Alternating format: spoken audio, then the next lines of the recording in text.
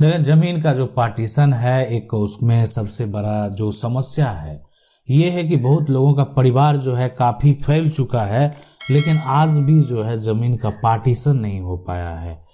लेकिन अगर आप ज़मीन का पार्टीशन करना चाहते हैं तो आपके पास क्या विकल्प है?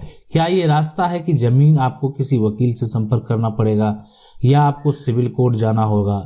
समस्या क्या उत्पन्न है? सबसे पहले हो सकता है कि सबसे पहले देखें, ज़मीन का जो अगर आप पार्टीशन करना चाहते हैं, ज़मीन को अलग अलग करना चाहते हैं, तो उसके लिए जो है यहाँ पर पार्टीशन डीड भी तैयार किया जाता है ना।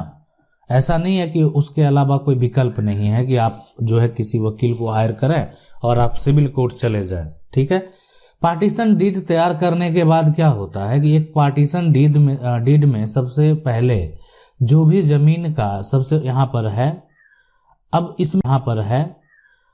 इसमें क्या होगा, जो भी ज़मीन का इन्फॉर्मेशन है, मान लेते हैं 537 है, तो इसमें जो जितने सदस्य हैं उसका कितना शेयर बनेगा, मान लेते हैं इसके बहुत सारे लोग हैं, है ना, तो सबका कितना हिस्सा है और किनका कहाँ पे है ये पोजीशन। मान लेते हैं किसी व्यक्ति का इधर हिस्सा है, तो ये पोजीशन जो है वो मेंशन करना बेहद जरूरी है। कागजात पे आपने पार्टीशन डीड तैयार कर रहे हैं, ठीक है, आपने एक बंटवारा का कागज तैयार कर रहे हैं, लेकिन अगर इस बात को मेंशन नहीं कर रहे हैं कि आपका पोजीशन कहाँ है, तो भविष्य के लिए दिक्कत होगा। अभी मान लेते हैं सब कुछ ठीक हो सकता है, लेकिन आपके आने वाले जो वंशज है, जो उत्तराधिकारी हैं, वो उस बात के लिए विवाद खड़ा कर सकते हैं। ठीक है, तो इसलिए वो पोजीशन जो है भी मेंशन करना बेहद जरूरी है। और साथ साथ देखें, ये पोजीशन तो आप मेंशन कर दिए, ठीक है।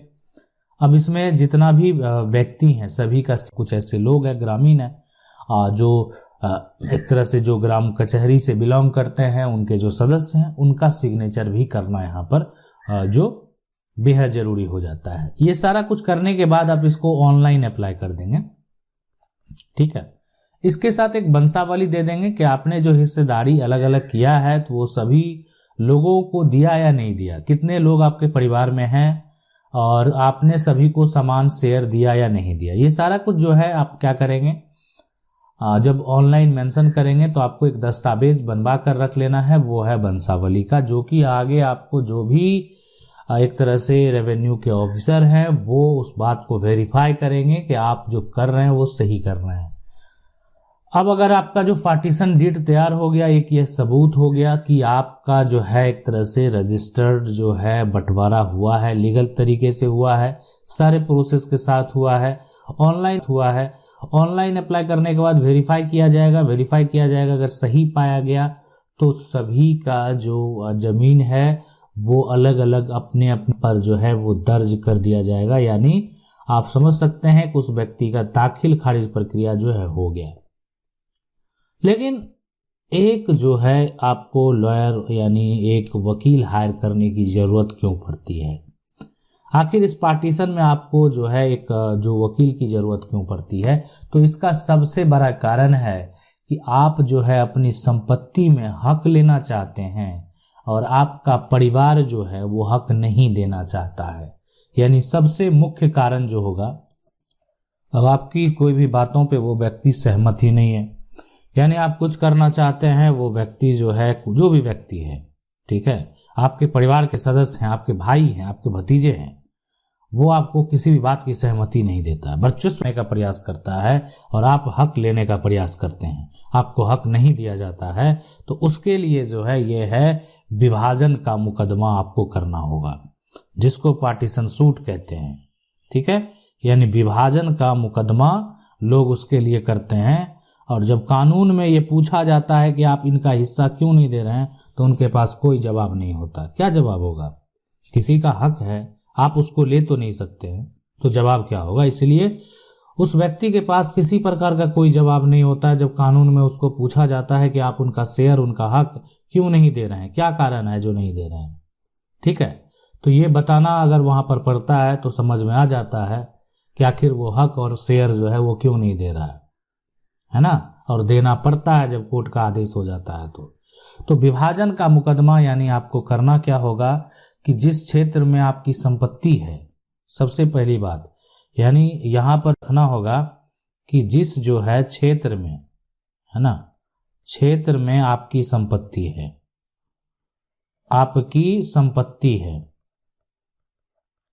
है ना, तो उसके जो नजदीकी यहां पर जो है सिविल कोर्ट में आपको जो है जिस केस मतलब क्षेत्र में संपत्ति है उसके आसपास जो सिविल कोर्ट है वहां पर जाकर जो है आपको विभाजन के लिए एक मुकदमा आपको दायर करना होगा।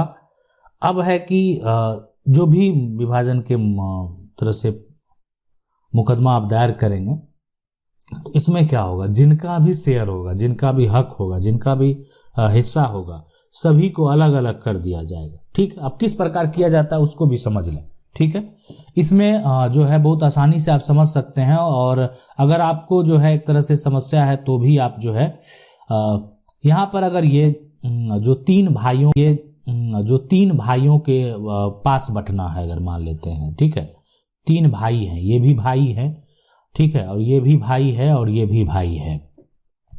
इसमें एक भाई का नाम रमेश है, एक का नाम राजेश है ना, और एक का नाम रितेश है। तो अब ये क्या किया है कि राजेश ने इस प्रॉपर्टी को पहले ही बेच चुका है, जिसमें राजेश और रितेश का किसी प्रकार का कोई ऑब्जेक्शन कभी नहीं हुआ। अब ये प्रॉपर्टी तो चला गया, ठीक है। अब है कि लेकिन ये जो प्रॉपर्टी एक तरह से राजेश और रितेश है वो तो नहीं बेचा है। तो आप कानूनी तरीके से क्या समझ सकते हैं, कानूनी तरीके से अगर आप कोई संपत्ति बेचते हैं तो आपका हक गया, आपका हक गया।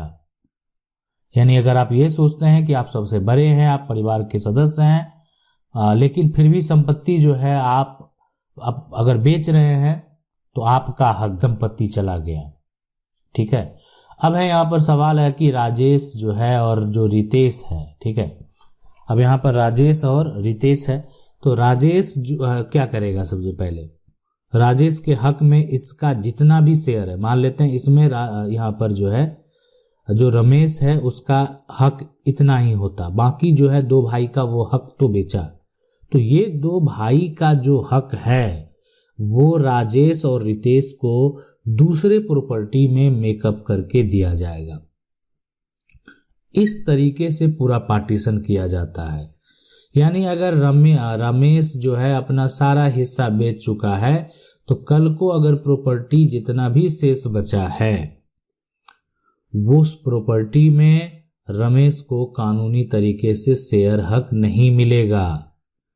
रमेश अगर जो है हिस्से से अधिक संपत्ति को बेच चुका है तब तो सबसे पहले कि और हक नहीं मिलेगा, और साथ में जितना अधिक बेचा है उसको कैंसिल कर दिया जाएगा, यानी वो कैंसिल हो जाएगा।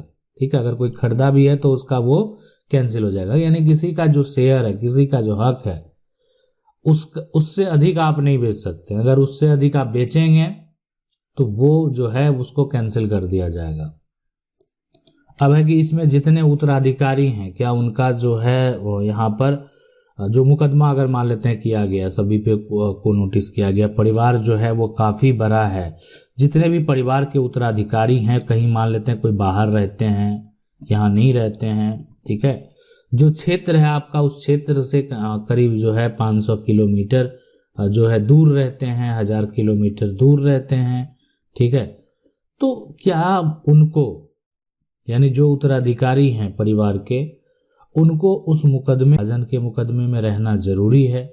तो देखें यहाँ पर जो है एक तो आप मुकदमा आपने किया तो आपका कोई एक अगर जो परिवार का एक तरह से मेन मेंबर बन सकता है तो वो बनेंगे, और साथ में अगर वो बाहर भी है तो अगर वो आपके पक्ष को लेकर अगर वो पक्ष रख रहे हैं, यानी आपके सपोर्ट में अगर वो पक्ष रख रहे हैं तो वो जो है वहाँ पर भाग लेने की तुरंत आवश्यकता नहीं है। मतलब ऐसा नहीं है कि हर बार उनको आना पड़ेगा, ठीक है।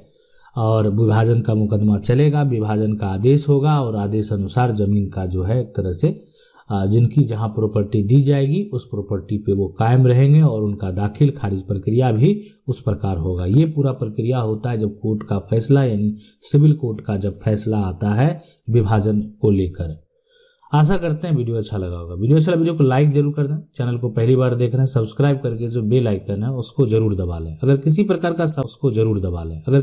का सवाल है तो आप हमें कमेंट करके पूछ सकते हैं। किसी प्रकार का समस्या है, अगर आप भी इसी प्रकार के समस्या से जूझ रहे हैं तो आप हमें कमेंट करके पूछ सकते हैं। मिलते हैं अगले वीडियो।